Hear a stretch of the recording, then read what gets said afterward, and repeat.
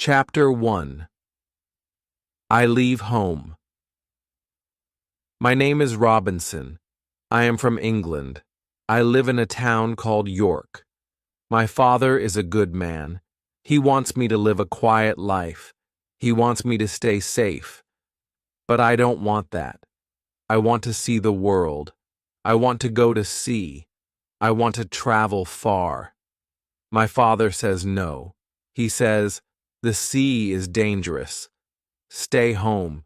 You will be happy here." I don't listen. My heart says go. I want more than quiet streets and safe work. One day I meet a friend. He is going on a ship. He says, "Come with me." Just one trip.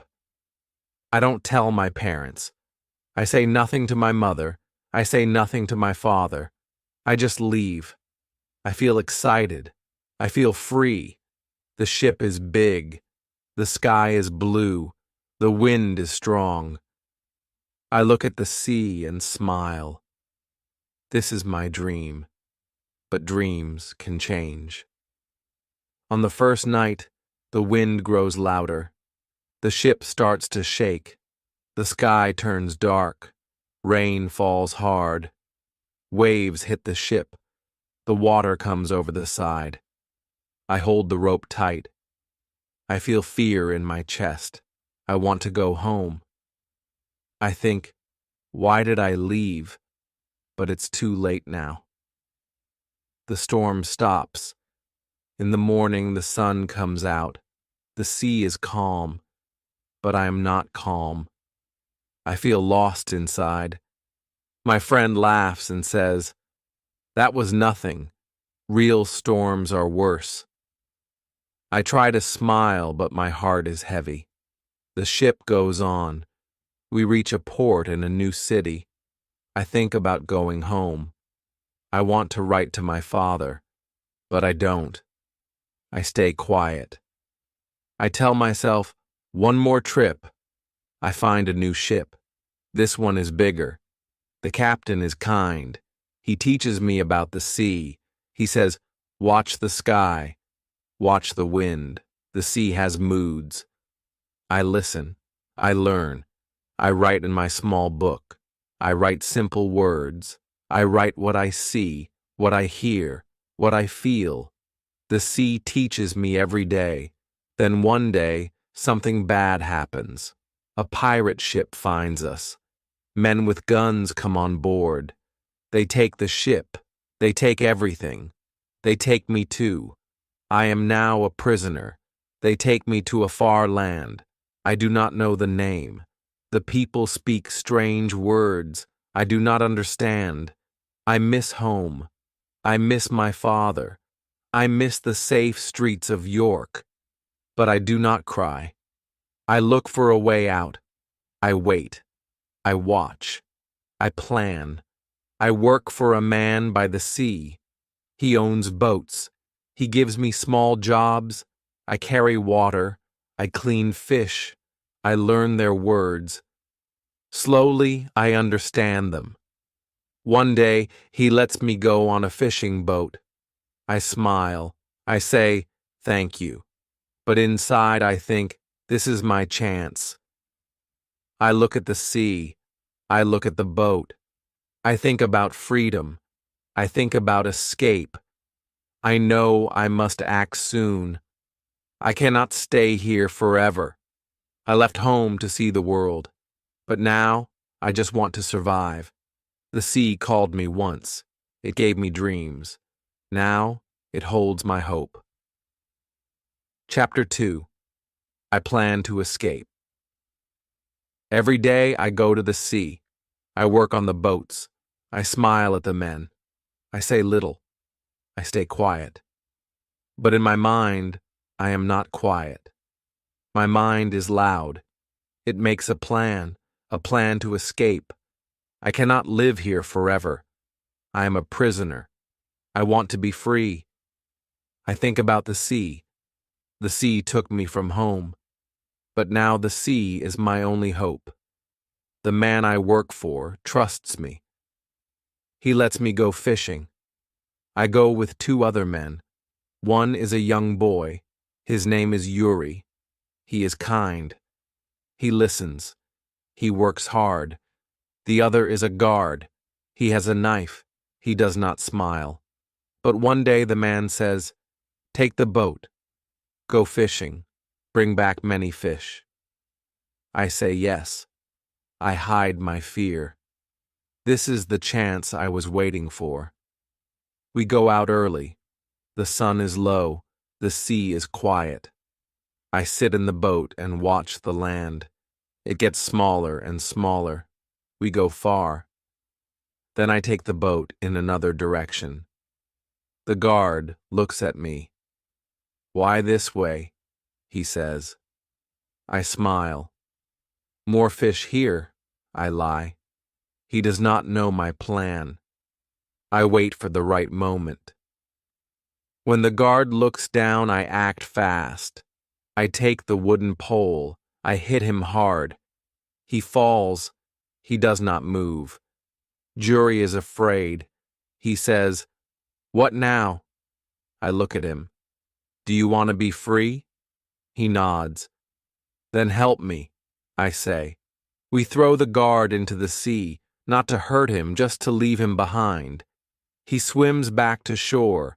Now we are alone. Just me, Jury, and the boat. We sail for many days. The sun burns our skin. The salt dries our lips.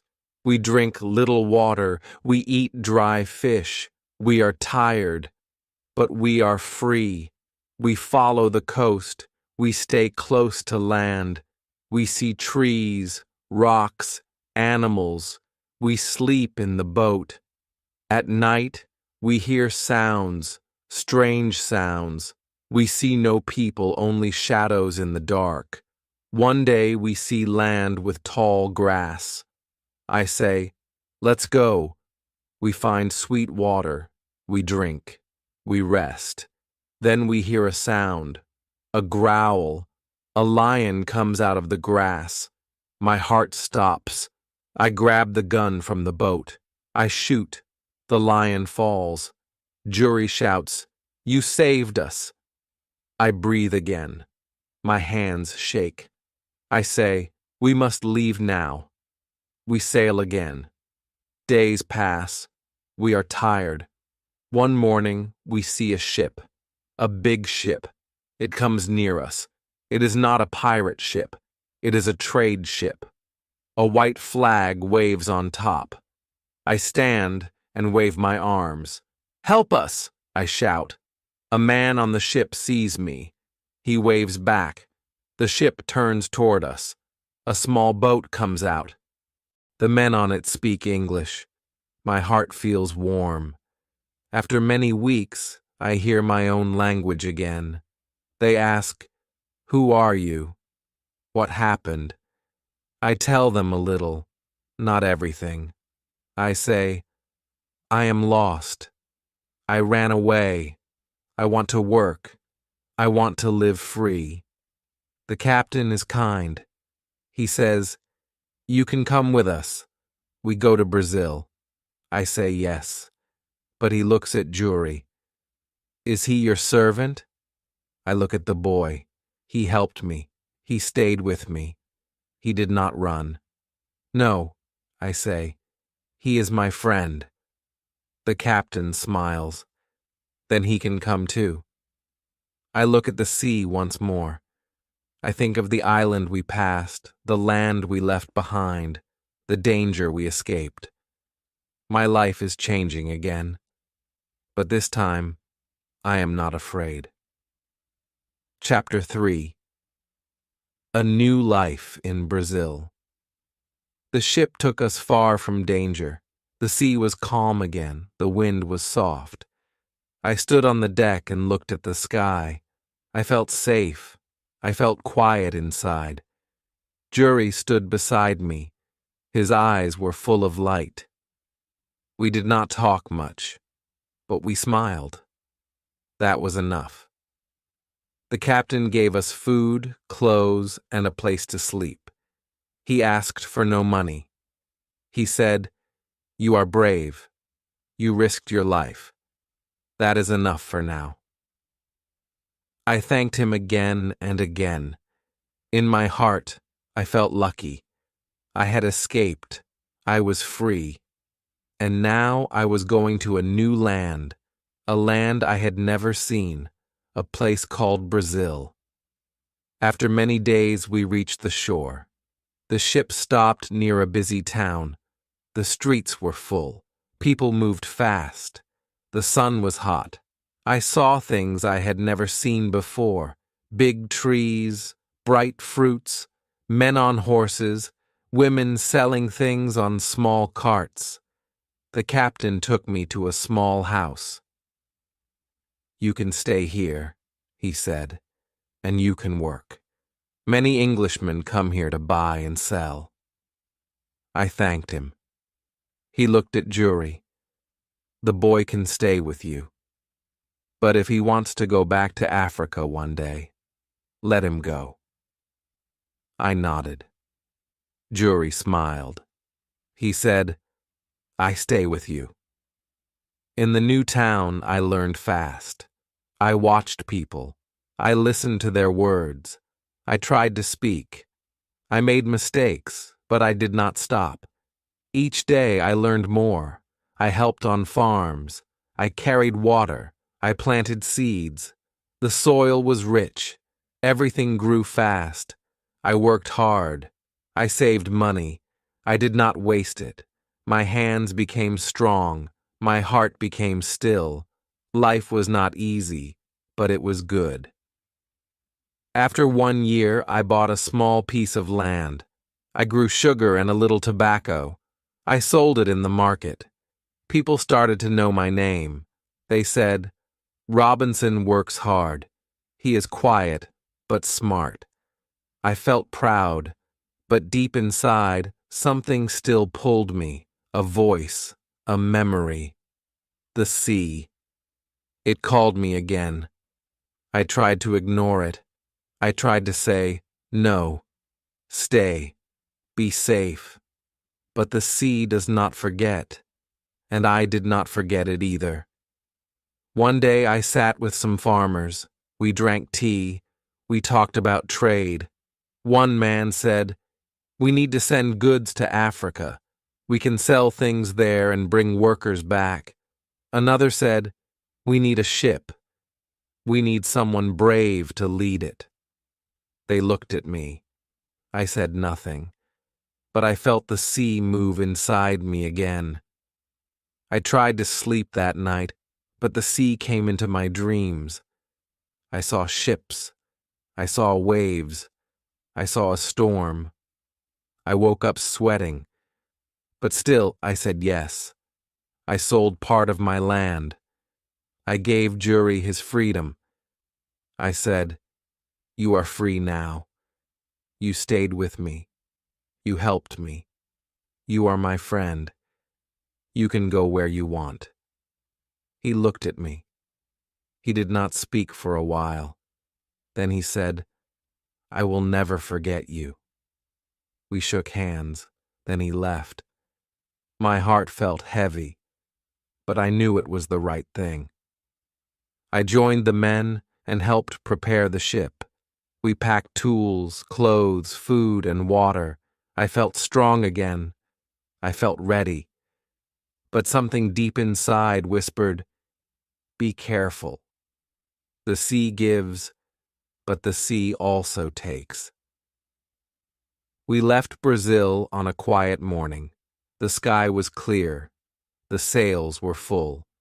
I stood on the ship and looked ahead. I did not know what was coming, but I knew one thing: my journey was not over yet. Chapter 4: The Storm and the Island. The first days at sea were quiet. The wind was soft. The sky was blue. I walked on the deck and watched the water. It moved like glass. I thought, maybe this time will be different. But deep inside, I felt something. A small fear, like a shadow in the mind. I pushed it away. I told myself, "You are strong now. You know the sea. You will be fine." But I was wrong. After 2 weeks, the sky changed. Clouds came fast. The wind turned sharp. The sea started to rise. Our ship shook. The sails screamed in the wind. The captain shouted orders. Men ran across the deck. Water came over the side. The ship moved like a toy in the storm. I held on to the rope. My hands hurt. My body was wet and cold. I could not see. I could not think. I could only feel one thing: fear. The storm got worse. Thunder broke the sky. Waves hit hard. The ship cracked. I heard a loud sound, like the sky itself had broken. Then the mast fell. The ship tilted. Men screamed. The captain shouted, "We're going down!" I looked for something to hold, but the sea pulled me. Cold water hit my face. I went under, then up, then down again. I could not see the ship anymore, only dark waves. I kicked, I pushed, I reached for something, anything. Then I saw land, not far, a line of trees, a small beach. I swam with all my strength. The sea pulled me back again and again, but I did not stop. I thought, this is the end, or this is a new start. I reached the sand. I fell on it. My chest burned. My legs shook, but I was alive. The sea was behind me now. The storm still roared, but I had escaped it. I looked around. I saw trees, rocks, no people, no houses. I stood slowly. My body hurt. I was alone, very alone. I shouted, "Hello?" No answer, just wind and waves. I walked along the shore. I looked for someone, anyone. But there was no one, only me. No ship, no crew, nothing. I sat under a tree. I closed my eyes. I thought of home. I thought of my father's words. The sea is dangerous. He was right. I had not listened. And now I was alone, on an island, far from everything, far from everyone. I did not know where I was. I did not know what to do next. But I was alive. That was the only good thing. The next day, I walked along the beach. I saw something in the water, a part of the ship, floating. I ran into the waves. I pulled it out, a small barrel. Inside, I found food, some bread, some dry meat. It was not much, but it gave me hope. Maybe more parts of the ship would come. Maybe I could find tools, clothes, maybe even a gun. I watched the sea all day, and then I saw it, far away, broken, but still there. The ship, stuck on rocks, not far from the island. I looked at it and said, I must go there. Chapter 5. I go back to the ship. My heart beat fast. I knew it was dangerous, but I also knew one thing. If I wanted to live, I had to try.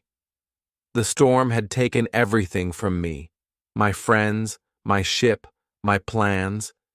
But it gave me something too, a chance, a new beginning. Alone on an island, lost to the world, but not lost to myself. I woke up early the next morning. The sun was bright. The wind was soft. The storm was gone now. The sea looked quiet again. But my heart still remembered. The fear, the noise, the water, the screams. I stood on the beach and looked out. Far away, I saw the broken ship. It was still stuck between the rocks. The waves hit it gently now, not like before. I thought, maybe I can go there. Maybe I can get something from the ship. I knew I needed food, tools, clothes, anything to help me live. The island was big, but it was empty. I had no house, no fire, no knife. I had to go. I looked around the beach. I found some long pieces of wood. I found an old rope, too. I worked all morning. I made a small raft. It was not perfect, but it could float. I pushed it into the water. It moved with the waves, but it did not break. I smiled. I felt a little stronger. I went back to the beach and found 2 small pieces of wood. I used them like oars. I pushed the raft out and began to paddle, slowly, carefully. The sea was deep. The wind pushed me back. But I did not stop. The ship came closer. I could see the broken mast, the torn sails, the empty deck.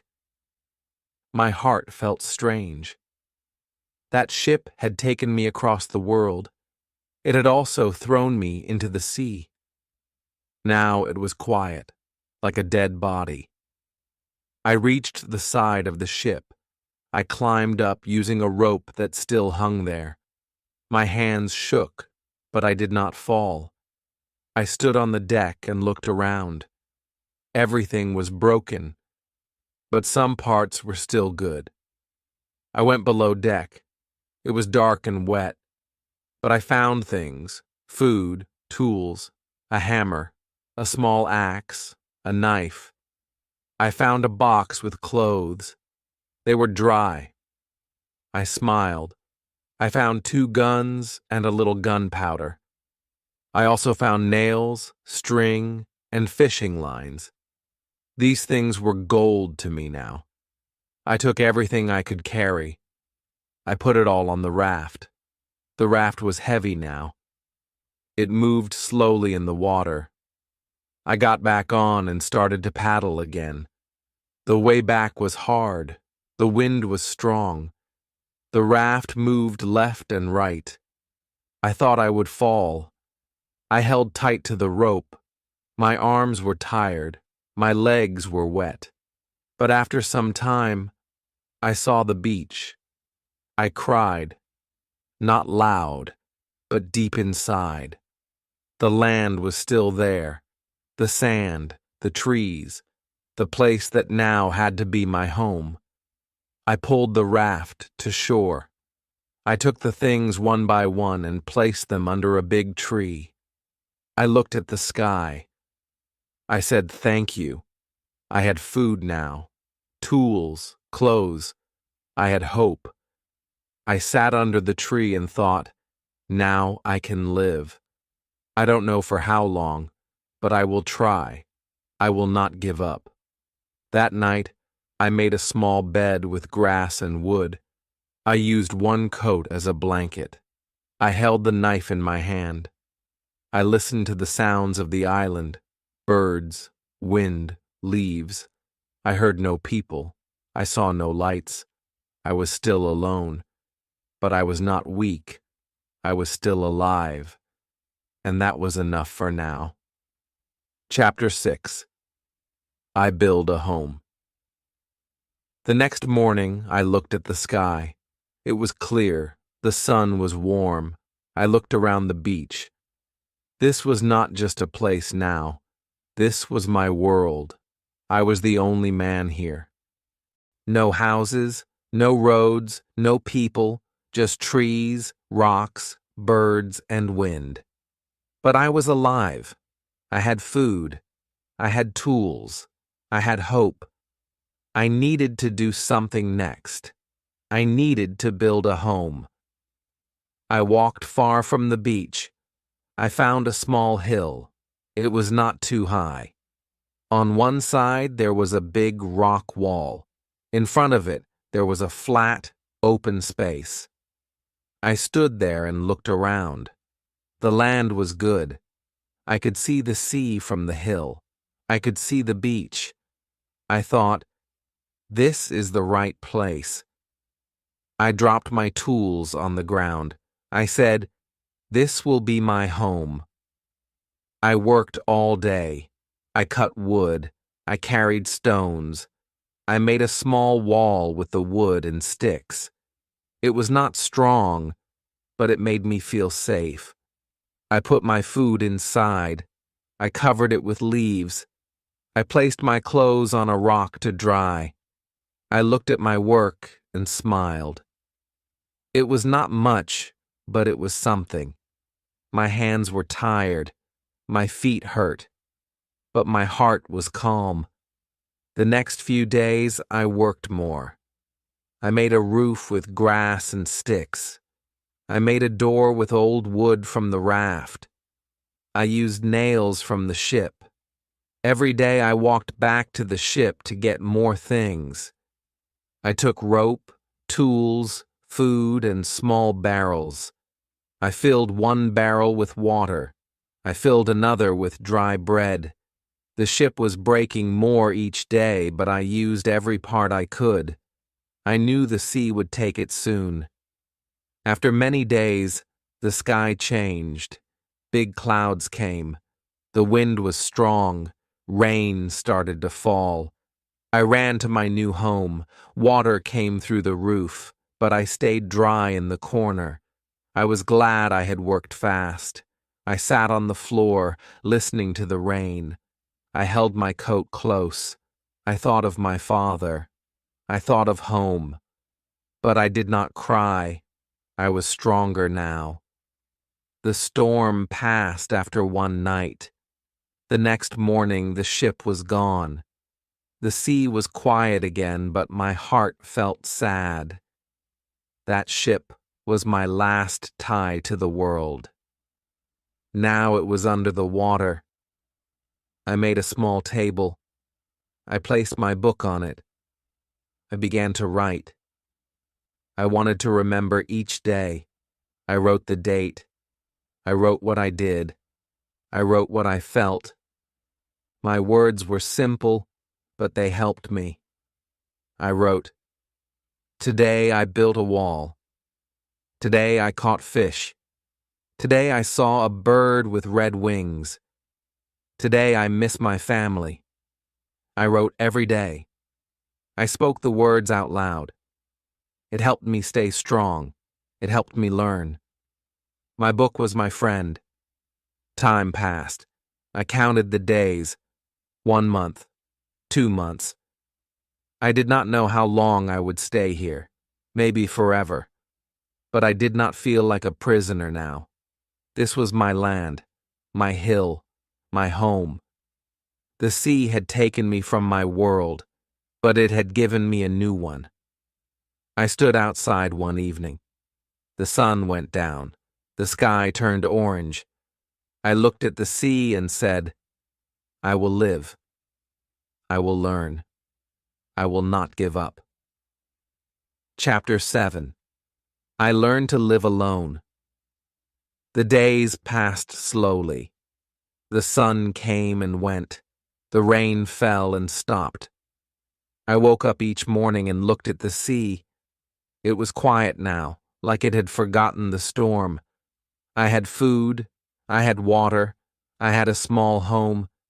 But I had no people. No voice to talk to. Only birds. Only wind. Only silence. At first, the silence made me sad. I wanted to speak. I wanted to listen. But no one answered. So I spoke to myself. I said things out loud. Simple things. Today I eat fish. Today I fix the roof. Today I feel tired.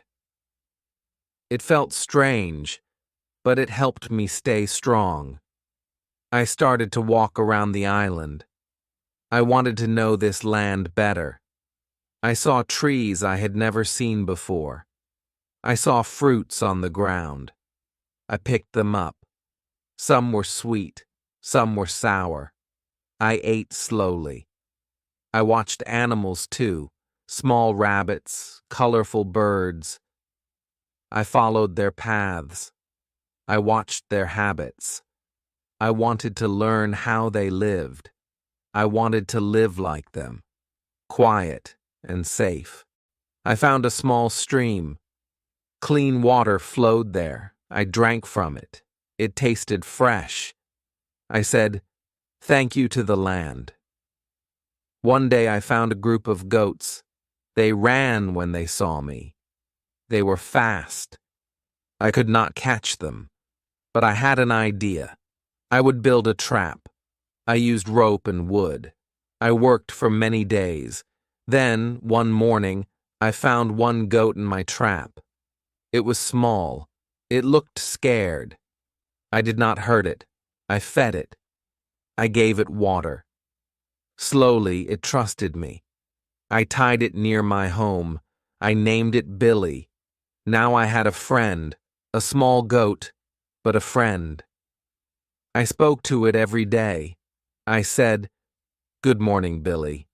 I said, "Don't be afraid. I am your friend."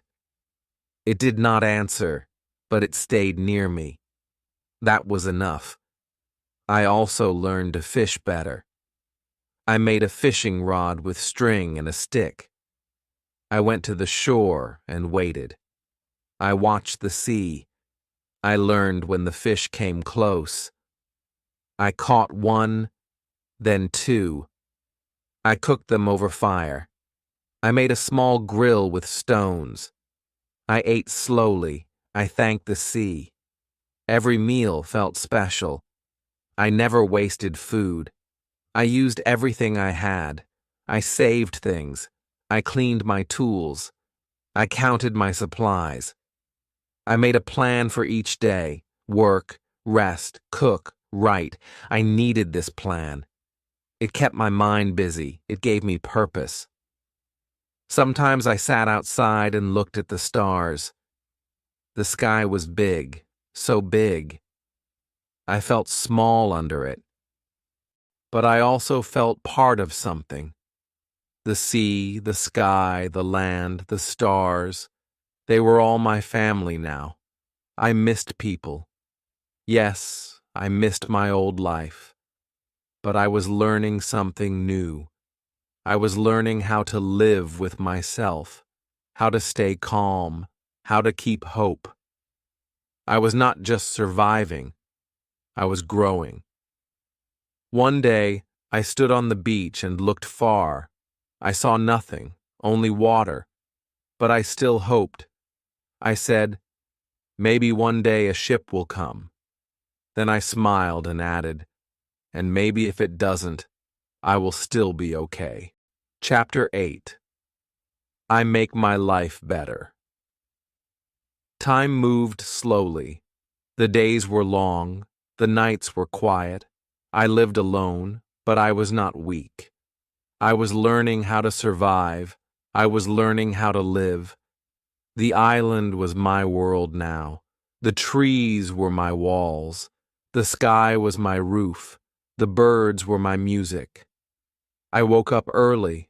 I worked all day. I built. I hunted. I fixed. Every little thing gave me strength. Every little task gave me hope. I made my home stronger. I found more wood. I added walls around my shelter. I used stone and clay. I made the roof better. I made a strong door. I put all my things inside, my food, my tools, my clothes. I kept everything clean. I said, "This is my castle." It was not big. It was not pretty. But it kept me safe, and it was mine. I planted seeds near my home. I found them in the ship's supplies. I did not know if they would grow. I watered them every day. I waited. After many weeks, I saw green leaves. I cried when I saw them, not because they were just plants, but because they were life. They were a sign that I was doing something right. I made a small garden. I worked in it with care. I felt proud. My goat Billy stayed near me. I built a small fence for him. Later, I caught another goat, then one more. I made a little farm. I gave them names. I spoke to them. They listened. Maybe they didn't understand, but I felt heard. I felt less alone. I made milk from them. I boiled it. I drank it slowly. It tasted sweet and warm. I thanked the goats every day. I said, "You are my friends. Thank you." I also made a calendar. I took a piece of wood. Each day, I cut one line on it, a small mark. Day by day, I counted time. 1 month, 2 months, 6 months, 1 year. I was still here, still alive, still learning. I looked at my own face in the water. My beard was long, my hair was wild, but my eyes were calm. My face had changed, but my heart was steady now. Some nights, I sat near my fire. I looked at the flames. I thought about my father, about York, about the life I left. I said to myself, maybe I made a mistake. Maybe I should have stayed home. But then I looked around. I saw my home, my garden, my goats, my tools, my fire, and I said, but maybe this is who I am now. I taught myself new things. I made pots from clay. I used fire to make them hard. Some broke, some stayed. I made a chair. I made a shelf. I made a knife from stone. Every day I learned something new. I made mistakes. I failed. But I always tried again. Slowly, the island became my school, my teacher, my test, and I passed each lesson with my hands and my heart. I had no one to clap for me, no one to say, "Good job," but I knew I was doing well. I could see it. I could feel it. I was not just alive. I was living, fully, deeply. I stood on the beach at sunset and whispered, "Thank you, God. Thank you for keeping me here. Thank you for giving me strength." Chapter 9. I see a footprint. One morning, I woke up early. The air was cool. The sky was blue. I walked outside to check my goats. They were fine. I gave them food. I spoke to them. They followed me around. I smiled. Then I walked down to the beach. I often walked there in the morning. It helped me think. It helped me feel calm. I listened to the waves. I watched the birds. I walked slowly across the sand. But this morning was different. I saw something on the ground. It stopped me. My heart jumped. I bent down. I looked again. I did not believe my eyes. It was clear. It was deep. It was real. A footprint. One single footprint in the sand. Not mine, not from my foot. Someone else had been here. I stood up and looked around. I saw no one. I called out, "Hello!" No voice came back, only the wind. I ran to the trees. I looked behind rocks. I ran back to the beach. Nothing, no sound, no shadow, no face, but the footprint was still there, big, fresh, close to my home. I felt cold, not from the wind, but from fear. I had lived here alone for so long. I thought no one else was on this island. I had felt safe. Now I was afraid again. I ran back to my house. I locked the door. I sat inside. My heart beat fast. My hands were shaking. Who was it? A man, a group, a friend, a stranger, I did not know. That night, I could not sleep. I sat with my gun near me. I listened to every sound, every small crack, every bird cry. I thought, what if they come? What if they are near now? The silence felt heavy. My eyes stayed open. I waited for light. The next day, I made a plan. I walked slowly back to the beach. I looked for more footprints. I found none. Just that one, alone. Like a warning, like a sign. I looked at it again and then covered it with sand. I did not want to see it anymore. I wanted to forget, but I could not. For many days I stayed near my house. I worked quietly. I moved carefully. I cooked with less smoke. I hid my tools. I built a second wall around my shelter. I made it taller. I made it stronger. I dug a hole and made a secret place under the ground. I put my food there, my gun, my powder, my journal, everything important. If someone came, I would be ready. But still, no one came. The island was quiet again. But now, it was a different kind of quiet. Before, the quiet felt safe. Now, it felt dark, like someone was watching. I looked behind me more. I listened harder. Even the birds seemed quieter now. Some nights I dreamed of faces I did not know. I saw fire. I saw people on boats. I saw them walking through the trees. I woke up sweating, my breath fast. I told myself, maybe the footprint was old. Maybe they are gone. But I didn't believe it. Something had changed. I could feel it. Chapter 10. I watched the island. I could not forget the footprint. Day after day, it stayed in my mind. I kept asking, who is here? Where did they go? Will they return? The island no longer felt safe. I did not walk far now. I stayed near my house. I watched the trees. I listened to every sound. I cooked with small fires. I spoke to no one. Even the birds and goats seemed quieter. It felt like something was hiding, just out of sight. One morning I climbed the highest hill. I took my telescope with me. I sat behind a rock. I looked out over the island. I saw the beach, the trees, and the sea.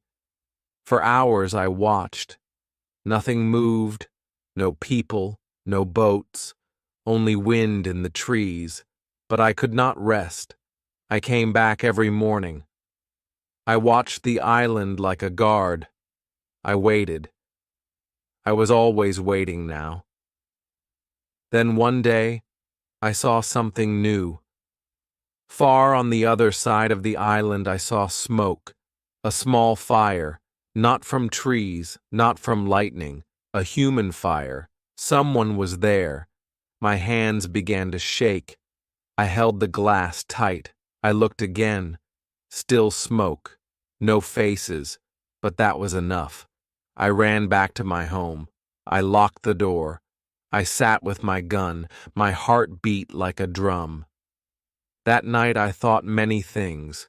Should I run? Should I hide? Should I try to talk to them? But I was afraid. I did not know if they were good or bad. Maybe they were pirates. Maybe wild men. Maybe they would hurt me. I thought of my father again. His soft voice. The sea is danger. Stay home. But it was too late now. I had walked far from home, and now danger had followed me. The next day, I climbed the hill again. The smoke was gone. The trees were still. The land looked the same, but it wasn't. Now I knew the truth. I was not alone. There were others somewhere, moving in the same trees I once walked through with peace. I made my house stronger. I added more wood, more stone. I made secret paths. I made traps. I hid food in more places. I slept in a new spot each night, sometimes outside, sometimes in the hole. I became like an animal, quiet, watching, waiting. Days passed like this. Weeks. I saw no one, but I still felt them. Then something strange happened. I walked to the far beach one morning. I saw something in the sand, broken wood, rope, a paddle, all old and wet. A boat had been here. Not mine, a different one. Maybe a small group came, maybe one man, maybe many. I saw new footprints near the boat. Then I saw bones, many bones, and a fire pit. I covered my mouth. My stomach turned. I knew now these men were not just visitors. They were cannibals. They had killed someone here. I ran back. I cried alone. I did not sleep that night. I did not eat much. I felt sick. The island was not just wild. It was cruel. I had to be careful. I had to be smart. I had to stay alive. And deep in my heart, one new thought grew. I must not only survive, I must be ready. Chapter 11. I make a secret cave. After seeing the bones on the beach, I could not sleep well. My dreams were full of fear. I saw strange faces. I heard screams in the dark. I woke up shaking. I sat near the fire and held my gun. I looked at the trees. I listened to the wind. I said to myself, I am not safe. I must hide better. I must protect myself. The walls around my home were strong, but I needed more than walls. I needed a place no one could find, a secret place, a place deep inside the land. So, I started digging near the big rock behind my house.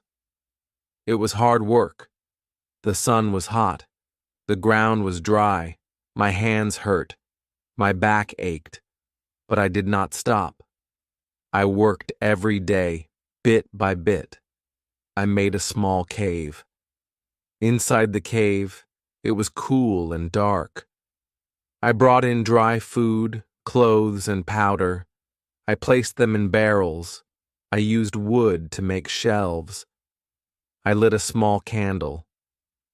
The cave became my new room. I made a secret door from tree branches. From outside, no one could see it, not even from up close. Now, I felt safer.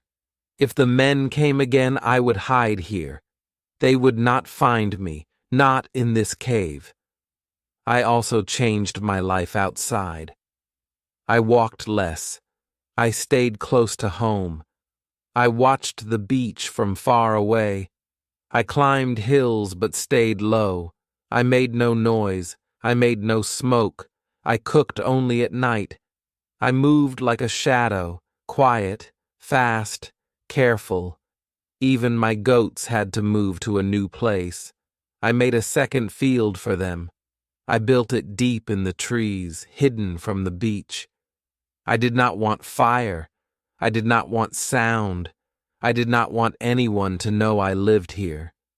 Sometimes, I sat in the cave and spoke to myself. How long will I live like this? I asked. Will they come back? Will they find me? Will I die on this island? The silence answered me, but the silence gave no promise. So I prayed. I closed my eyes and said, God, help me stay strong. Help me not to fear. I wrote everything in my journal. I wrote with simple words. Today, I built a door. Today, I moved the food. Today, I heard birds but no voices. Today, I watched the sea. My journal helped me stay calm. It helped me think clearly, even when the world outside felt dark. The words on the page gave me light. One night, I heard a sound, a loud one. I woke up. I grabbed my gun. I stood still. Then I heard it again, a sharp scream.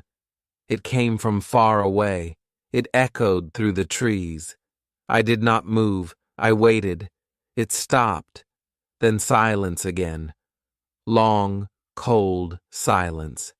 I did not sleep again that night. The next morning I climbed the high rock. I looked far across the land. I saw something on the sand, many figures, small from far, but I knew they were men. They were back, but I was ready now. Chapter 12. I watched the strangers. I lay flat on the rock. I held my telescope in my hands. I looked down at the beach. I counted the men. There were 5, no, 6, then more, 11 men. They were tall and strong. Their skin was dark. They wore little clothes. They carried sticks and knives. They walked slowly. Some laughed. Some shouted. Then I saw something that made my heart stop. They were not alone. 2 other men were with them, but these men had ropes on their hands. They were tied, prisoners. They looked weak. They looked scared. My hands began to shake. I wanted to help, but I was only one man. They were many. The group stopped near the sea. They made a fire. They put the prisoners near it. I watched in silence. I could not move. I could not speak. My heart was heavy. My mind was cold. I knew what would happen next, the same thing that had happened before. I looked at the trees. I looked at my gun. I said nothing. Then something strange happened. One of the prisoners stood up fast. He hit the man behind him. He broke the rope. He ran. The others shouted. They chased him. He ran toward the trees, toward me. My heart beat faster. I looked again through the glass. I saw his face. He was young, maybe 20. His eyes were wide. His feet were fast. He ran into the trees. 2 men followed him. The others stayed behind. The young man ran near my hill, very close. I stood behind the trees. I held my gun. I waited. Then I saw him. He was running toward me. I stepped out. I raised my hand. He stopped. He looked afraid. I pointed to the ground. I said, "Quiet." He nodded. I pointed behind him. 2 men came running fast. I raised my gun. I fired. 1 man fell. The other stopped. He turned. He ran back to the beach. I looked at the young man. He looked at me. His eyes were full of fear, but also full of thanks. He put his hand on his heart. Then he touched my feet. I pulled him up. "You are safe now," I said. He did not know my words, but he knew my heart. We went back to the cave. I gave him water. I gave him food. He ate like he had not eaten in days. He sat on the ground. He looked at me like I was a god. I shook my head. I said, "I am just a man, just like you." I wrote in my journal that night, "Today I saved a man. He ran from death. I helped him live. He is now with me. I do not know his name, but I will give him one." I looked at him again. He smiled a warm, true smile. I smiled back. "Your name is Friday," I said, "because today is Friday." He said nothing, but his eyes spoke to me. Chapter 13. I teach Friday. Friday stayed with me. He did not try to run. He did not try to hide. He followed me everywhere. He watched everything I did. His eyes were full of light. He was strong, fast, young, but also calm and kind. He did not speak my words, but he smiled when I smiled. He helped me with work. He brought water. He gathered wood. He fed the goats. He never asked for anything. He only looked at me with respect. I was not his master, but he treated me like one, and I wanted to treat him like a friend. I wanted to teach him English. I pointed to myself and said, "Robinson." He smiled. Then he pointed to himself and said, "Friday." I smiled back. Then I pointed to a tree. "Tree," I said. He repeated, "Tree." Then I pointed to a goat. "Goat," I said. "Goat," he said. His voice was clear. His mind was quick. Every day, I gave him more words: hand, water, food, fire, sky, rain. Slowly, he learned. He listened. He spoke. He laughed when he made mistakes. I laughed too. It felt good. After so long, I was not alone. He was not just learning English. He was learning how I lived. He watched how I made fire with stones. He watched how I cooked, how I cleaned, how I wrote in my book. He asked with his eyes, "Why?" I showed him everything. I gave him his own plate, his own blanket, his own knife. He said, "Thank you," with his smile. One night, I sat near the fire. I said, "Friday, do you have family?" He looked at me. His face changed. He looked sad. He said, "Far, far place." Then he pointed to the sea. He said, "Many men, bad men, eat men." I understood. His people were not safe. He was taken. He was hurt. He ran to live just like me. I said, "No bad men here. You are safe." He nodded. He said, "Friday stay with you." I smiled. I felt warm inside. We were two men from different worlds, but now we were one small family. I made a second bed in the cave. I gave him extra clothes. I taught him how to shoot. I showed him how to use the gun. He was careful. He was good. He never wasted bullets. He learned fast. I gave him simple jobs. I said, "Catch fish, cut wood, watch goats." He did everything well. He came back happy. He was proud. Now the days were not so quiet. We spoke. We laughed. I taught him songs. He tried to sing them. Sometimes we sat under the trees and watched the sky. I said, "This is peace." He repeated, "Peace." I showed him my book. I showed him how I wrote each day. He watched my hand. He touched the paper. Then he said, "I want to learn." I felt full inside. I said, "Yes, Friday, I will teach you." That night I wrote in my journal, "I have a friend now, not just a helper, a real friend. He is kind. He is brave. He is learning, and I am learning too. After so many years, I do not feel alone." Chapter 14. We work together. Friday woke up early every day before the sun came up. He was ready to work. He went to the goats.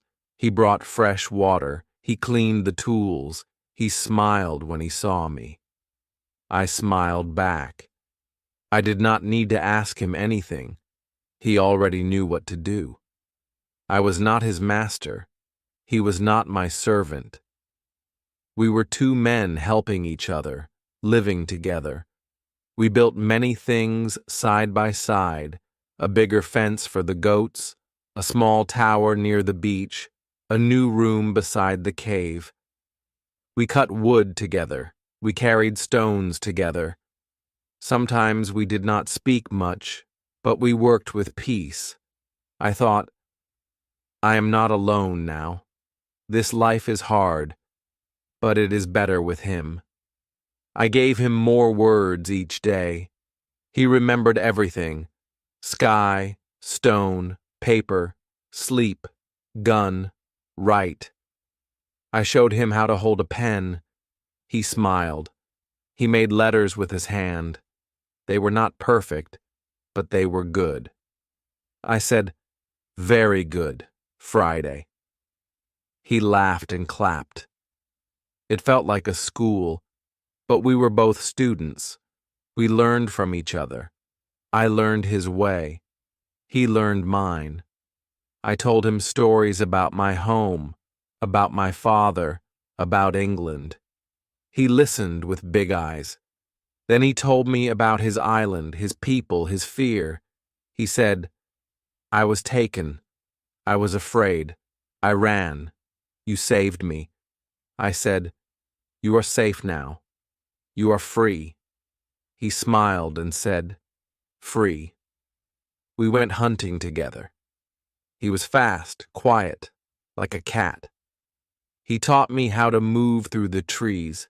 He showed me how to find animals, how to follow tracks. I taught him how to use the gun.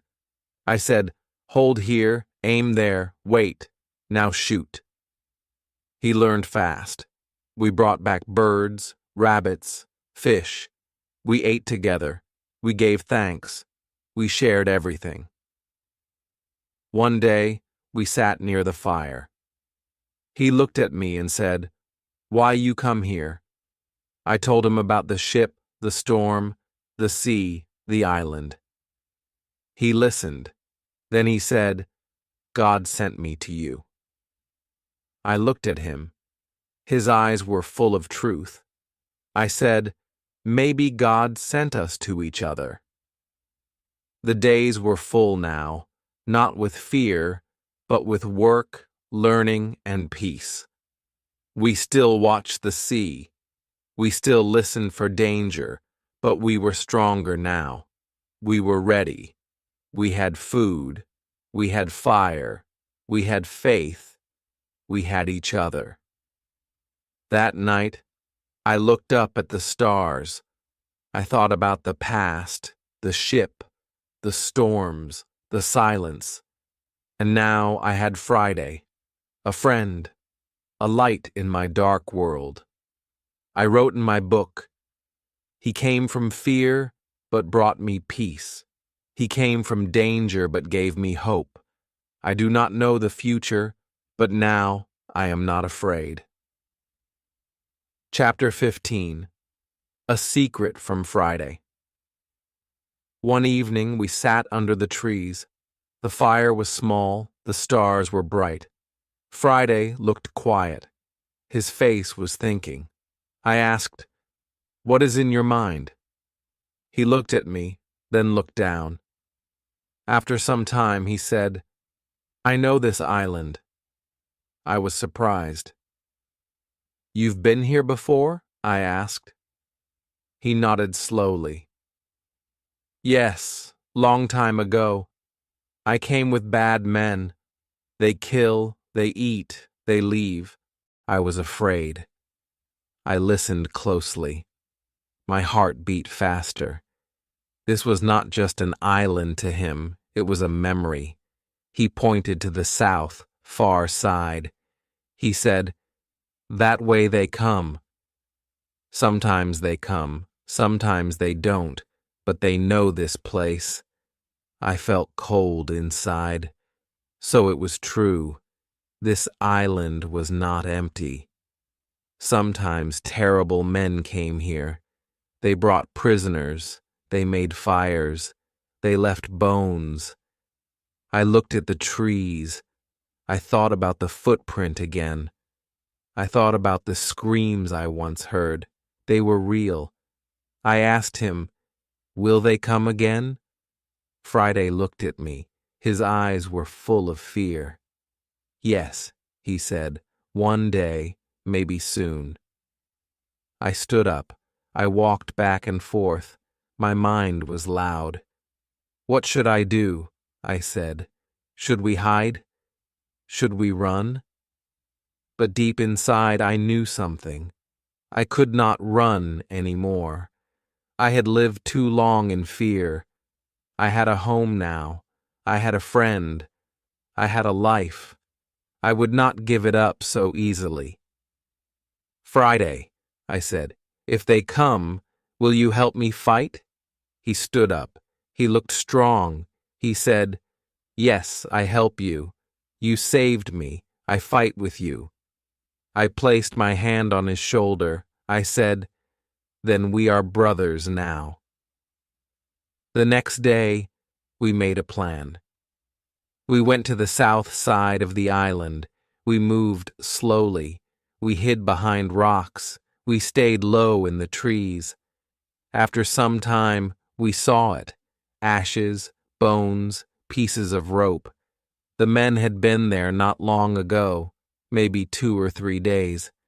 I felt sick, but I stayed strong. Friday looked calm. "They will come back," he said. "This place is not safe." We returned home. We built higher walls. We made new traps. We hid more food in the cave. We cleaned our guns. We made sharp sticks. We chose hiding spots in the trees. I said, "We will watch every day from morning to night." Friday said, "We be ready." My hands worked fast. My heart was quiet but hard like stone. That night, I could not sleep. I sat near the cave and watched the stars. I held my gun. I listened to the wind. I remembered the time I was alone. That time was over. Now I had a friend, a partner, someone who trusted me, someone I could trust. The island had changed again. First, it gave me fear. Then it gave me peace. Now it gave me purpose. I wrote in my journal, "If they come, I will not run. I will stand. I will fight, not just for myself, but for Friday too. This island is our home now, and we will protect it together." Chapter 16. The Day They Came. The morning was quiet, too quiet. The birds did not sing, the trees did not move, even the wind felt still. I opened my eyes and sat up quickly.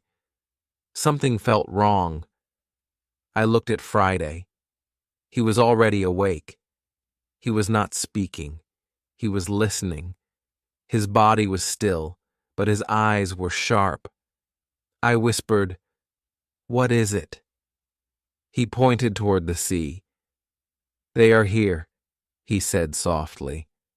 I felt my chest tighten. The day we feared had come.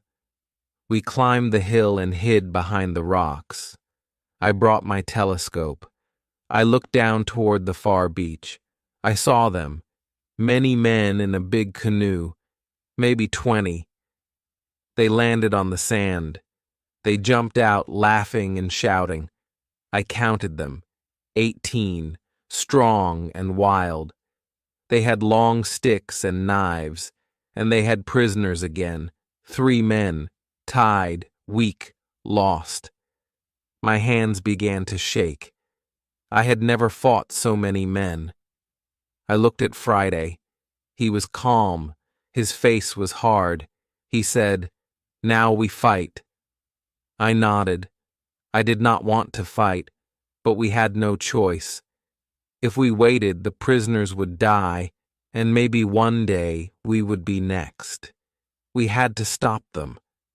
I said, We save the prisoners, but we must be smart. We must be fast. We took our guns. We took our knives. We moved through the trees, step by step, slow, quiet, careful. We stayed low. We waited behind thick bushes. We watched the men dance and shout. 2 of them stood near a prisoner. 1 raised a knife. The man on the ground cried. That was it. I stood up, I aimed, I fired. The man with the knife fell. Friday fired next. The second man fell. The others turned. They screamed. They looked into the trees. They saw us. I shouted, "Run!" We ran down fast. Friday was faster than me. We shot again. 2 more men fell. The rest were afraid. They did not know how many of us there were. They ran to their boat. We chased them, but we did not kill them all. We let them run. We wanted to save the prisoners, not kill every man. The beach was quiet now. The fire was still burning. I walked to the prisoners. They were tied with ropes. They looked up at me with fear. I cut the ropes quickly. I said, "You are free." 1 man fell into my arms. He cried. Another man hugged Friday. The 3rd man looked weak. He could not speak, but he took my hand and kissed it. We helped them walk. We gave them water. We gave them food. 1 man began to speak slowly. His English was broken, but I understood. He said, "Thank you. We thought we would die. You saved us." Friday looked at me and said, "You strong." I smiled. "No," I said. "We are strong together." That night we made a big fire near the cave. We all sat around it. The 3 men slept close to the fire.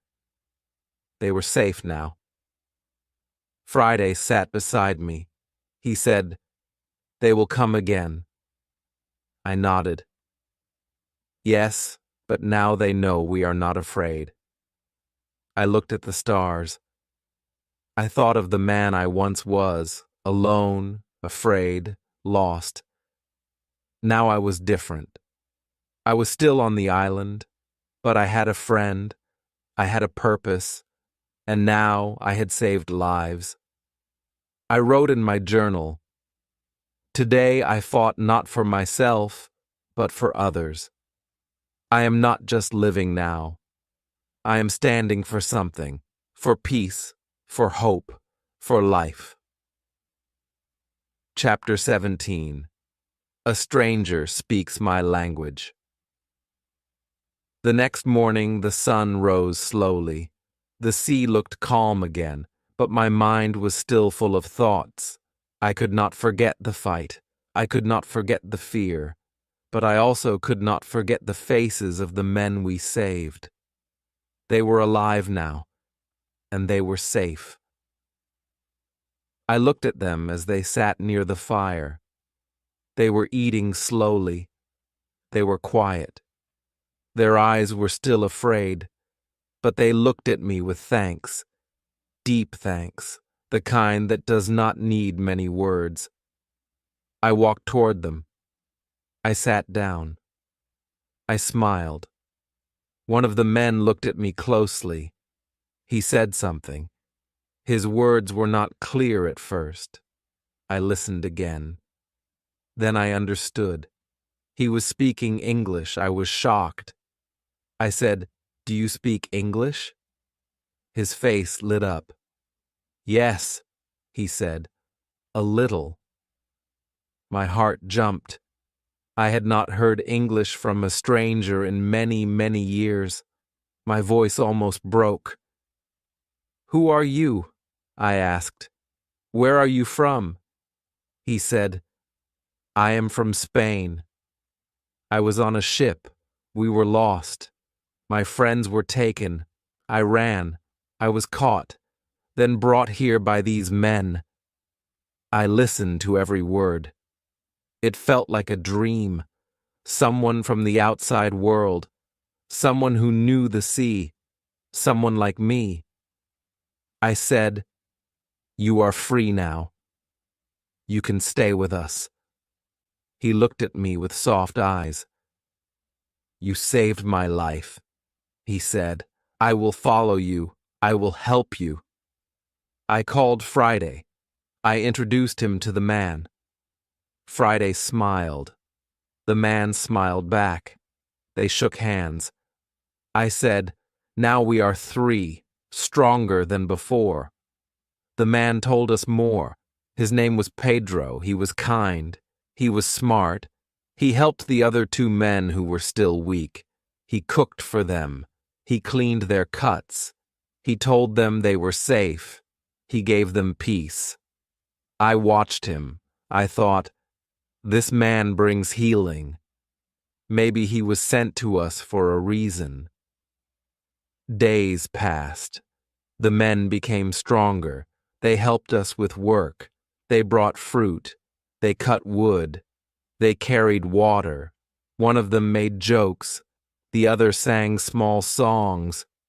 At night, the cave was full of new sounds now, human sounds, happy sounds. It was no longer a place of hiding. It was a home.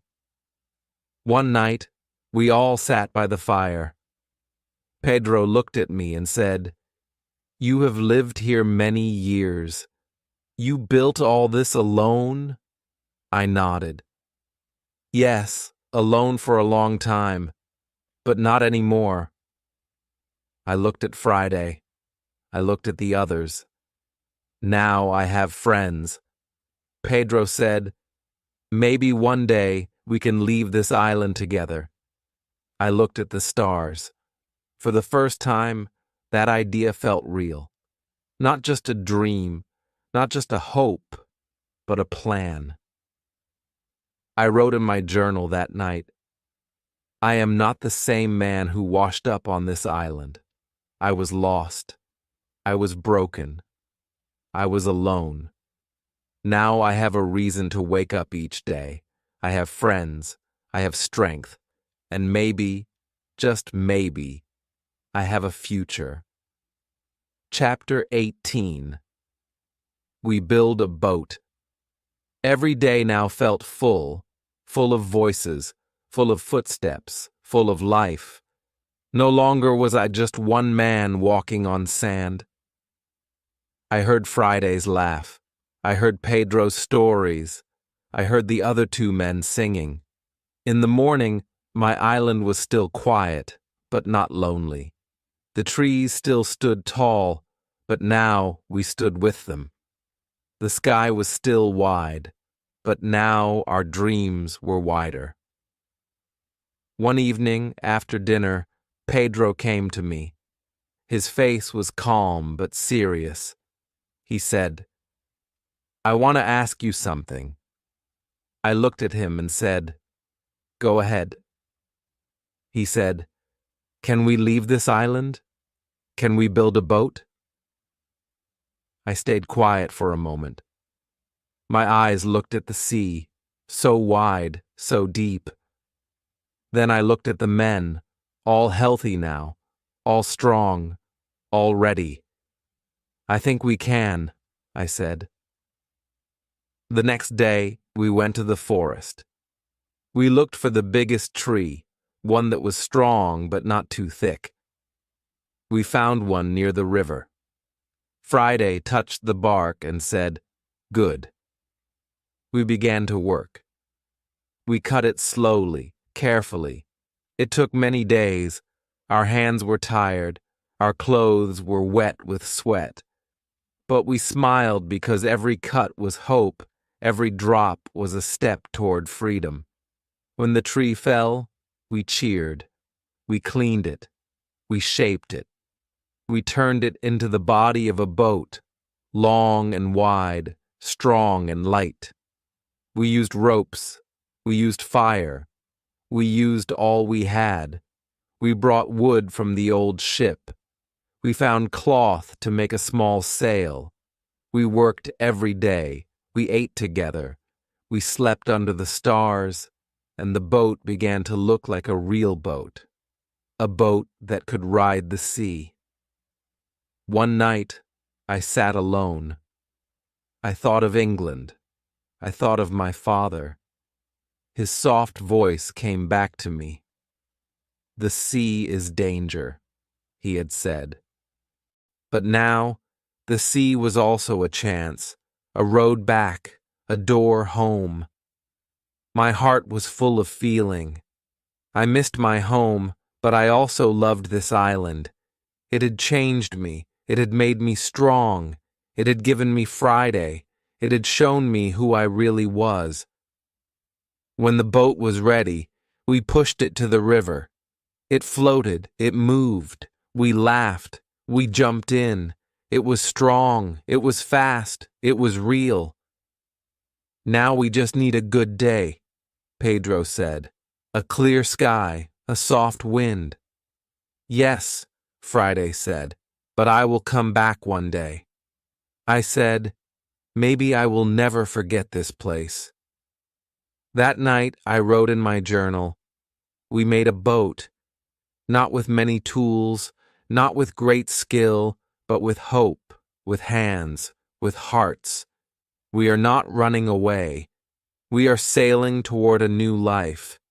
This island will always be part of me, but now it is time to begin again."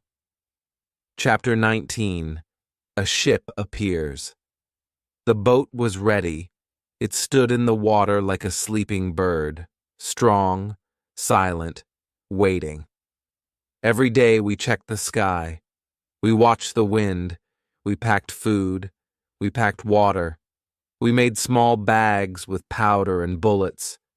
We said little, but we all felt the same. Something was coming, a new chapter, a new life. Then one afternoon, everything changed. Friday came running from the beach. His face was full of shock. He shouted, "Ship! Ship!" I stood up quickly. My hands shook. "Are you sure?" I asked. He nodded fast. "Big ship. White sails. Not far." We ran to the high hill. I took my telescope. I looked out to the sea, and there it was. A real ship, not a dream, not a broken one. A full, tall ship with flags. It moved slowly toward the island. My heart beat fast. I could not speak. Pedro came beside me. "It's English," he said. "Look at the flag." I looked again. It was true. An English ship. My country. My people. After so many years. But something felt wrong. The ship stopped far from the beach. A small boat came out. 6 men rowed to shore. I watched them. They pulled 2 men out. Their hands were tied. One was in fine clothes, a captain maybe. The other looked weak. Both were prisoners. More men followed. They had guns. I felt cold. I said, "This is not good." Pedro said, "They are not here to help. They want to harm." I looked at Friday. He said, "We stopped them. We moved fast. We took our guns. We hid in the trees. We waited. The men tied the prisoners to a tree. They shouted. They laughed. One man hit the captain. I felt anger inside me. I raised my gun. Then I gave the signal. We fired. One man fell. The other screamed. We ran out and shouted, "Drop your guns!" They looked shocked. They saw 4 men, strong and ready. They ran. 2 were caught. The rest ran to the boat. "We freed the prisoners," I said. The captain looked at me with wide eyes. "Who are you?" he asked. I said, "A man who knows this island better than you." He smiled. He cried. He held my hand. "You saved me," he said. "I was left by my own men. They wanted to take the ship."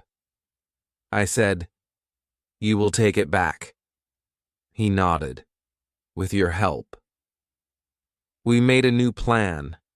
That night we sailed to the big ship in our own boat. Quiet, fast. The bad men were sleeping. We climbed up. We took control. There was no big fight. The captain stood tall again. The ship was his now, and soon it would be ours too. The next morning, the sun rose. The sky was gold. The sea was soft. The ship was ready. The captain said, "We will take you home." I looked at Friday. He looked at the island. We were quiet for a long time. Then I said, "Goodbye, island. You taught me how to live. You gave me pain. You gave me peace. You gave me a new heart." Friday said, "I come with you, but one day I return." I smiled, "And I will never forget you." The ship moved slowly away. I stood on the deck. The island grew smaller. The sea opened wide. After 28 years, 2 months, and 19 days, I was going home. Chapter 20. I see my country again. The ship moved across the sea slowly. The days were long and quiet. The sun was hot. The wind was soft. I stood on the deck and looked at the water. My eyes watched the waves, but my heart looked behind me, back to the island, back to the years I spent there, 28 long years. That island was my prison. It was also my teacher, my home, my friend. I had cried there. I had grown there. Now I was leaving it forever. Friday stood beside me. He looked at the sea with wonder. Every day was new to him, every sound, every bird, every sail. He asked me many questions. I answered them slowly. I taught him new words every day. He was learning fast. Just like before, he was still my student, but also my friend, my brother. I knew the world would be strange for him, but I also knew he was strong. After many weeks, the sky changed. The sea grew busy. More ships passed by. The captain smiled. He said, "We are close now." My heart beat faster. I walked to the front of the ship and waited. I said nothing, but my eyes stayed wide. Then, one morning, I saw it. Land. Not just any land. England, my home. Tears filled my eyes. My legs felt weak. I held the side of the ship and whispered, "I'm back." I wanted to run. I wanted to fall to my knees, but I just stood there watching the land that I had left so long ago. We reached the port. People moved fast. Horses pulled carts. Women sold food. Children laughed. It was loud. It was full. I felt lost in the noise. Everything had changed, or maybe I had changed. I did not know how to speak to these people. I had not used money in years. I had no house, no family. I had only my name. I walked through the town slowly. Friday stayed close. He looked nervous. So did I. I asked about York, my hometown. I paid a man to take us there. It was far. The roads were cold. The nights were dark. But I did not stop. I needed to see it again. When we reached York, I looked around. So many new buildings, new faces. I walked through the streets and looked for my house. It was not the same. The door was closed. The garden was gone. A stranger lived there now. I asked about my father, about my family, but I learned the truth. My father had died many years ago. My mother, too. My brothers had left the city. I stood on the street in silence, my eyes full of tears. I was home, but I had no one. Friday touched my shoulder. He said softly, "I stay with you." I looked at him and smiled. "Yes," I said, "we are home now, together." That night, I sat in a small room and wrote in my book. I went to sea as a young man. I was foolish. I was wild. I lost everything. Then I found an island. I found pain. I found strength. I found myself. Now I am back. Not rich, not young, but I am alive, and I am not alone.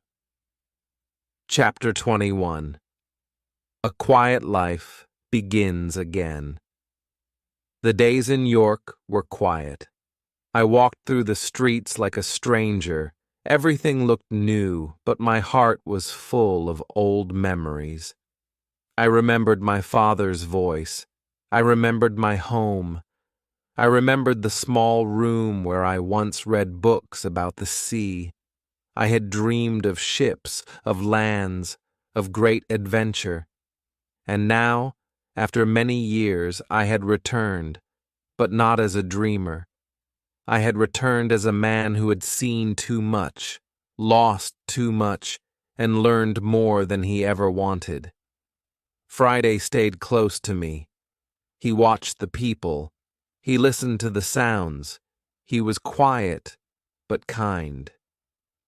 Some people looked at him with surprise. They had never seen someone like him. But he did not mind. He held his head high. He was proud. I was proud of him too. I said, "You are safe here." And he smiled.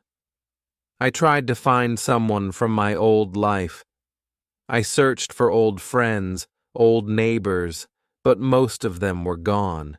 Some had died. Some had moved away. Some had forgotten my name. The world had changed, and so had I. I felt alone again, but in a different way, not like on the island. This was the kind of alone that comes from time, not from distance. Still, I needed to live. I used the little money I had to buy a small house in a quiet village not far from York. It had a garden, a fireplace, a wooden chair. I planted vegetables with Friday. I read books again. I wrote about my island. I wrote about the storm, the cave, the goats, the fear, the hope. I wrote every detail, every sound, every tear. I wanted to remember it all.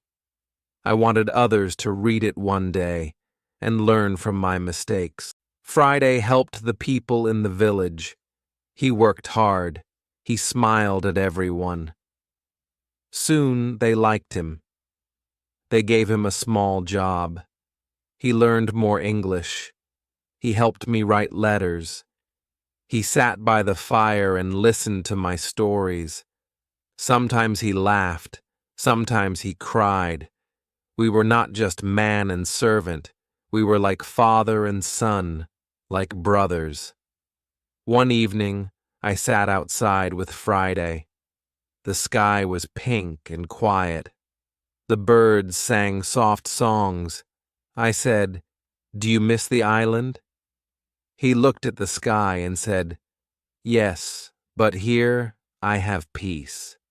I nodded. "Me too," I said. I looked at the world around me. No more guns, no more storms, no more fear. Just soft wind and warm light. A life of calm after years of chaos. That night, I wrote in my journal, "I once wanted gold. I once wanted adventure. But now, I only want peace and I have found it in quiet days, in simple work, in the smile of a friend. I am not the same man, and I am thankful. Chapter 22. The world feels new again. The village became my new world. It was small. It was peaceful. People lived simple lives. They worked in fields. They baked bread. They smiled at each other. It was not loud. It was not rich. But it was warm, and I liked it. Each morning I walked in my garden. The flowers grew slowly. The air was clean.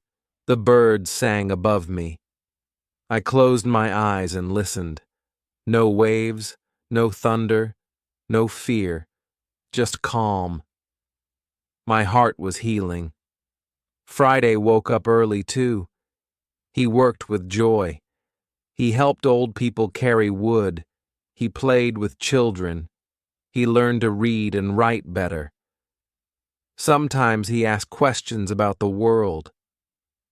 What is a train? What is a king? What is winter?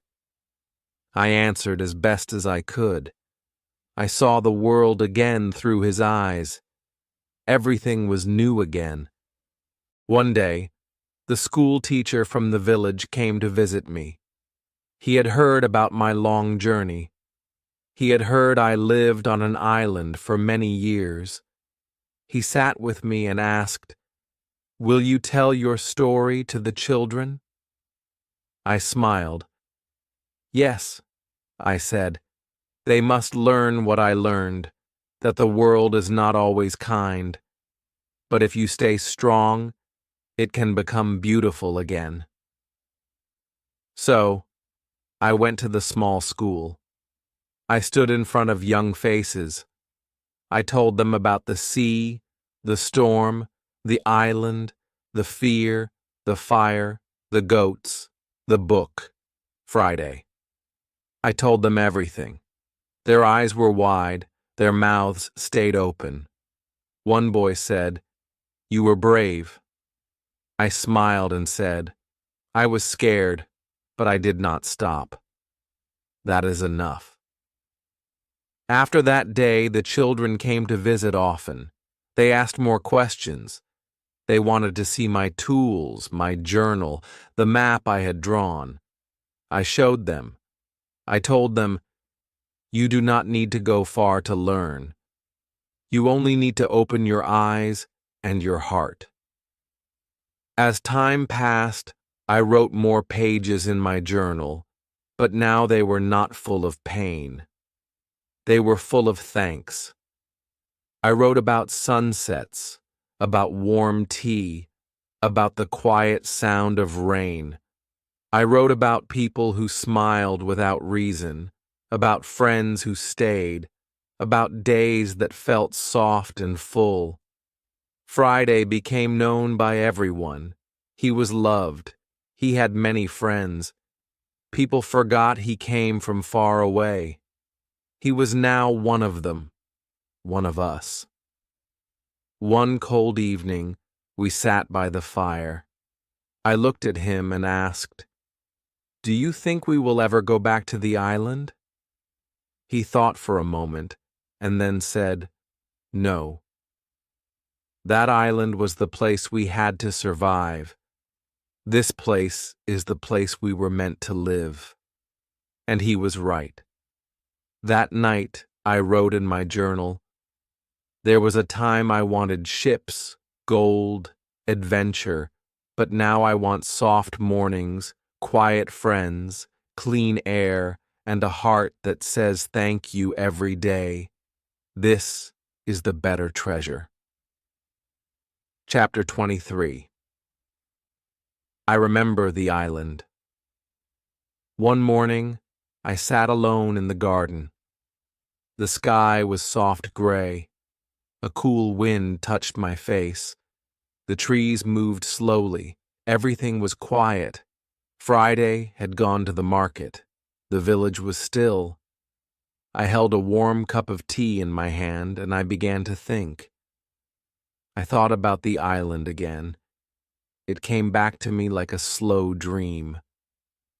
The first time I stood on that beach, the sound of the waves, the fear in my chest, the long nights, the strange noises, the quiet mornings, the smell of wet trees, the feel of cold rain on my skin. I could still feel it all. I remembered building the first wall with shaking hands. I remembered counting my food, marking the days, catching the first goat, digging the cave, watching the sea with empty hope. I remembered crying alone, and then I remembered finding strength inside me.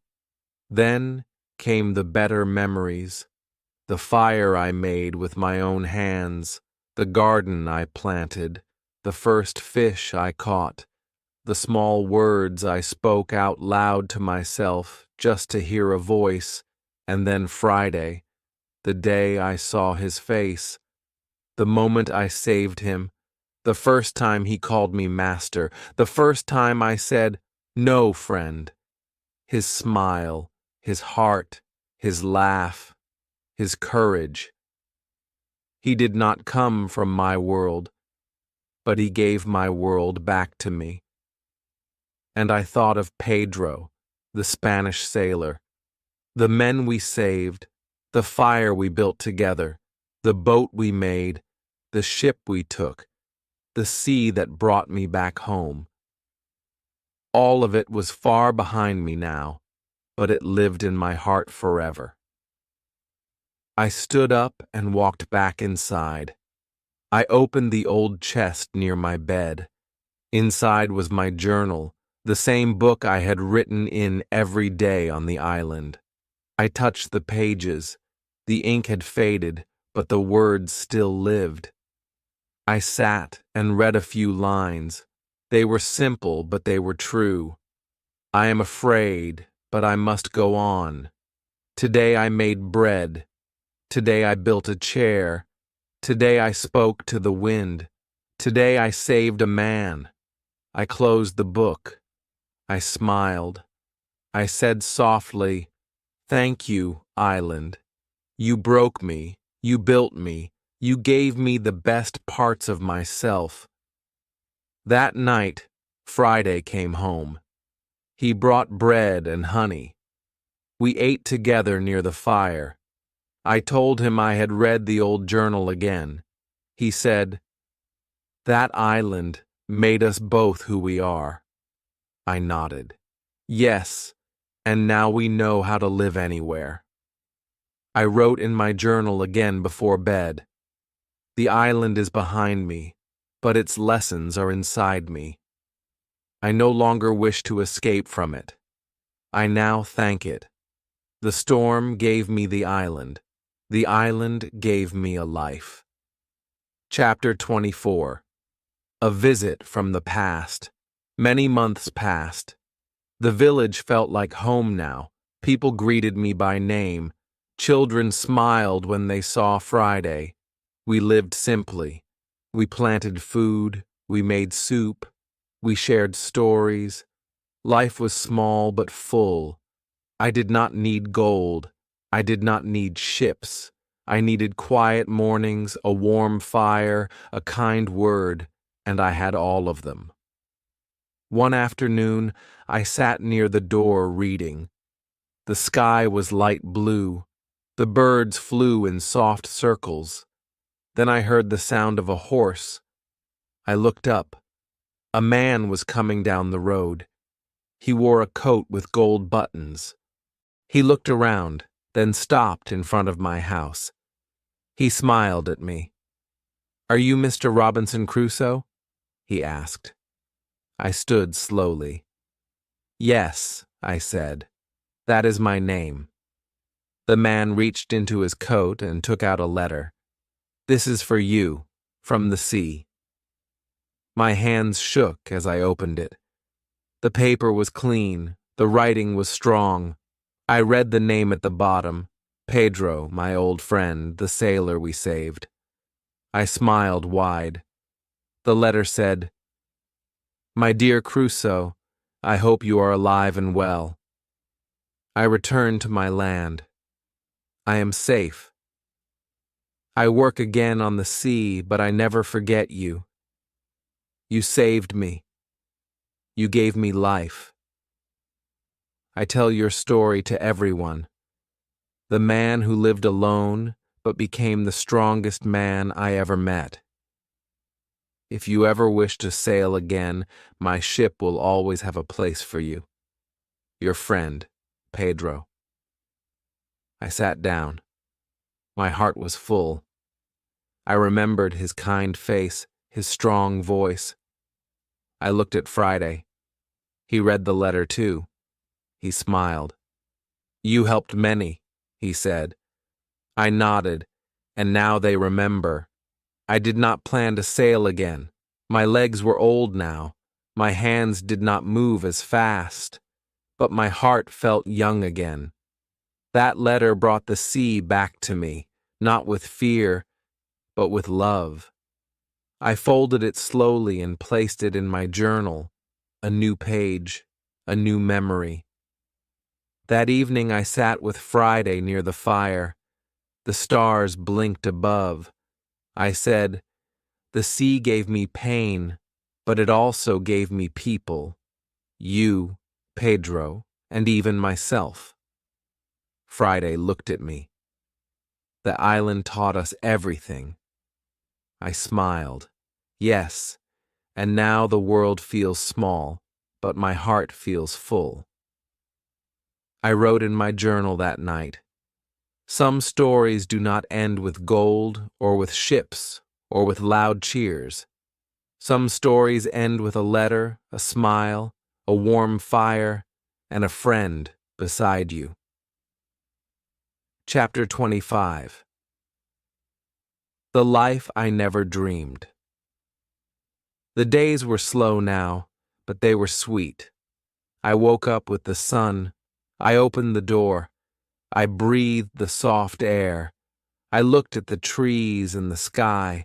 I listened to the birds. Every sound felt like a gift.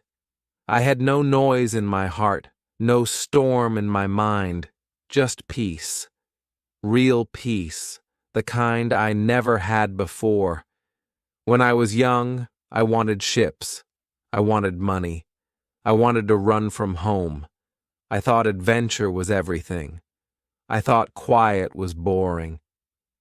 But now I understood something new. Sometimes the best adventure is learning how to live with less, learning how to live with love, learning how to be still. Friday and I made a new garden. We grew potatoes, onions, and green leaves. He was strong. He sang as he worked. People in the village helped too. The children brought water.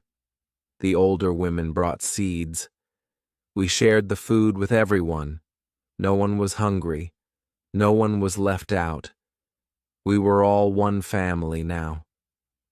One afternoon, an old woman in the village came to see me. She gave me a warm pie and said, "Thank you." I smiled and asked, "For what?" She said, "For the stories. The children listen to you. They learn. You make them brave." I felt a tear in my eye. I had never tried to be special. I just told the truth, but maybe that was enough. Sometimes I still walked alone. I went to the river. I sat on a rock and looked at the water. I saw my own face, older now, but peaceful. I said to myself, "This is the life I never dreamed, but it is better than all my dreams." I remembered the island, the first days, the fear, the silence, the cold nights, the sound of waves with no voices. I remembered my footprints in the sand, my fire, my first bread, my goats, my journal. I remembered how I changed day by day. Pain taught me, Silence taught me, and that island saved my soul. That night, I wrote again in my book, the same book I had used all those years ago, the same old pages. My writing was slower now, but my heart was full. I do not need to go far anymore. I do not need the sea. I do not need ships. I need only this: a warm bed, a good friend, a kind word, and a thankful heart. This is enough. Friday read my words. He nodded. Yes, he said, very good words. I laughed softly. You have good words now, too. He smiled. I learn from you, I said, and I learn from you. We sat by the fire in silence, but it was not empty. It was full, full of years, full of memories, full of quiet joy. Chapter 26. I Teach, I Learn. Life in the village moved slowly, like a quiet river. Nothing rushed, nothing shouted. Every day felt soft like morning light. I no longer counted the days. I no longer watched the sky for ships. I just lived. I just breathed. And that was enough. People came to visit me often now. They sat in my garden. They asked questions. What was the island like? Were you afraid? How did you survive? I answered kindly. I spoke in short words. I wanted them to understand, not just the story, but the lesson. That fear does not win when we stay calm. That we do not need much to live. That silence can teach if we listen. The children loved Friday. They followed him in the fields. They helped him plant seeds. He showed them how to fish, how to climb trees, how to walk quietly in the forest. He told them about the stars. He told them how to find water in dry land. They listened to him more than they listened to anyone. He became their teacher, and I became proud. One boy came to me with a small book. He said, I want to write like you. I smiled. I gave him a pen. I said, write about what you see, what you feel, what you learn. That day, I saw him sitting under a tree, writing slowly. It made me happy.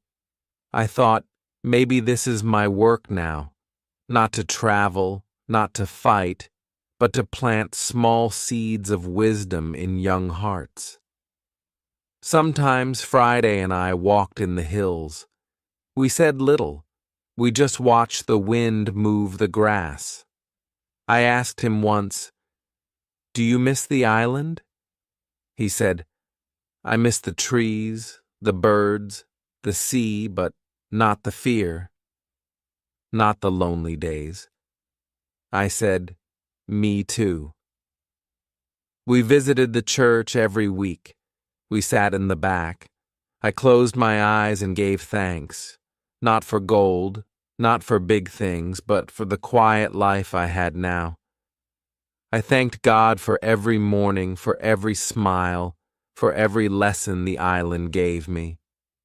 One night, Friday made dinner. It was simple, bread and soup. We sat by the fire and ate slowly.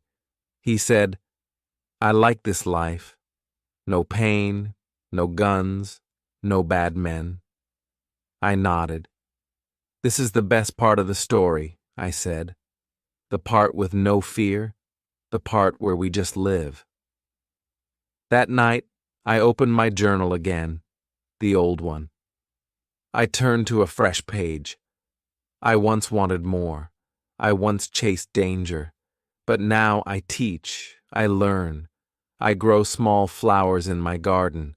I watch young minds open like the sky.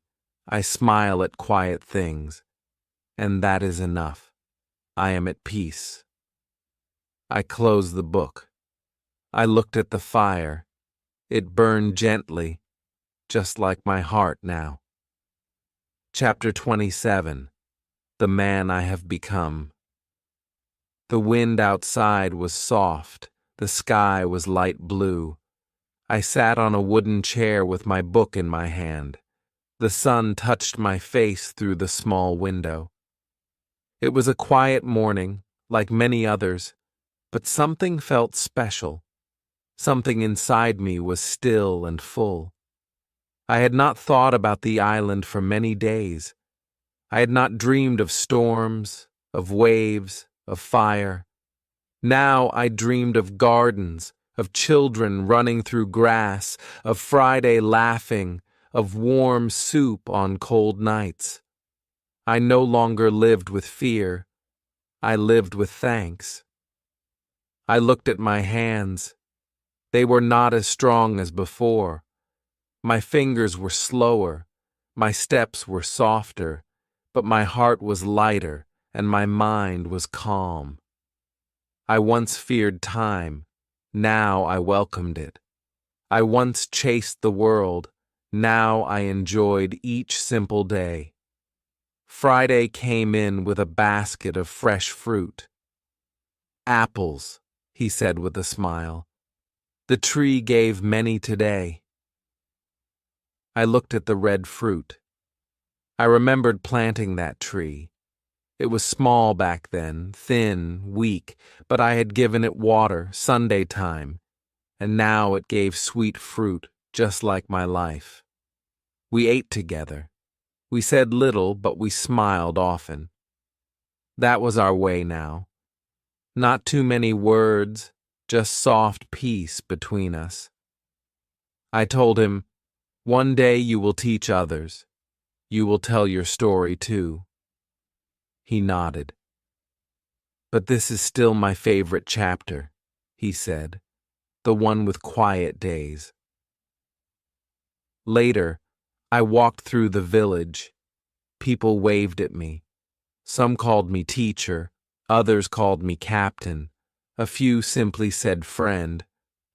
I liked all those names, but inside, I was just Robinson, a man who had learned to be still, a man who once ran from everything and then found everything by stopping. I sat under the big tree in the garden. Children came with questions. How do you build a house from nothing? How do you stay strong when you are alone? I answered slowly, one wall at a time. I said, one word, one step, one day. They listened, their eyes wide. I saw myself in them, young, full of dreams, not knowing the cost of them yet. That night, I lit a candle. I opened my journal again. The pages were old now, some torn, some stained, but they were beautiful to me. I once wanted the sea. Now, I want the soil. I once lived in fear. Now I live in grace. I once had no one. Now I have friends, smiles, and peace. I once was only Robinson. Now I am something more. I looked at the candle. It burned gently, like a soft heart, like the light of a life well lived.